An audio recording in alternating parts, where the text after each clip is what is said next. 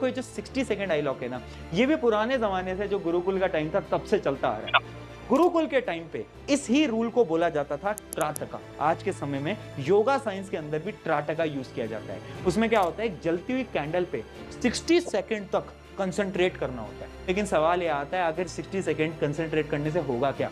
तो देखो, इसी चीज को मैं रिलेट करके बताता हूँ तुम्हारे बचपन से। बचपन में जब आपके मम्मी पापा आपको पढ़ाया करते थे, आपने नोट करा कि वो आपको ये बोलते थे कि जो भी वर्ड पढ़ रहे हो उसके ऊपर फिंगर रखो और फिंगर रख के रीड करो, जिसको हम फिंगर रीडिंग बोलते थे। ऐसा वो क्यों कराते थे? क्योंकि ना हमारी आंख जिस चीज को देखती है, हमारा दिमाग वहीं पे ही फोकस लगाता है। इस वजह से बोला जाता था कि अपनी फिंगर्स को उस वर्ड पे रखो जिस वर्ड को आपको रीड करना है, ताकि आपका सारा का सारा फोकस वहां पे पहुंचे और आपका दिमाग उस वर्ड को रीड कर पाए। और यही तो साइंस है, इसी को तो बोल रहे हैं 60 सेकंड आई लॉक।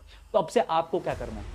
आपको ये करना है, आपका जो इन्वायरमेंट है ना वो देखो, क्या आपका इन्वायरमेंट वो क्लीन है या फिर वो खराब है। अगर आपकी स्टडी स्पेस जहां पर आप पढ़ रहे हो वो क्लीन नहीं है, उसमें बहुत सारे डिस्ट्रैक्शन है, आपका मोबाइल फोन पड़ा हुआ है, लैपटॉप पड़ा हुआ है, 100 चीजें पड़ी हुई हैं, तो आपकी आंखों में वो सारी चीजें कैप्चर होंगी। और जब आपकी आंखों में वो सारी चीजें कैप्चर होंगी तो आपके दिमाग में भी वो सारी चीजें आएंगी। इसी वजह से जब आपका मोबाइल सामने रखा होता है ना, तो आपका बार बार फोन चलाने का मन करता है। क्यों? क्योंकि आपकी आंखें उस चीज को देख पा रही है। जब आंखें चीजों को देखती है तो दिमाग भी उस चीजों को देखता है। इस वजह से जब भी आप पढ़ रहे हो, टेबल पे सिर्फ आपकी कॉपी किताब, अगर आप कोई काम कर रहे हो तो सिर्फ वो रखो, बाकी सारी चीजें हटा दो। और इसी चीज का जीता जागता एक एग्जांपल है हैरी पॉटर। एक बहुत फेमस बुक है, सबको पता है। उनकी जो राइटर है ना, उन्होंने अपने इंटरव्यूज के अंदर बताया कि वो जो हैरी पॉटर की बुक है ना, उन्होंने घर में नहीं लिखी, क्योंकि उनके घर का एनवायरनमेंट उतना अच्छा नहीं था। उन्होंने कैफे में जाके लिखी, जहां पर कोई भी डिस्ट्रैक्शन नहीं था और उनका फोकस 101% लग पाता था। They used to let me sit here for 2 hours at a time when my daughter was asleep next to me in the pushchair.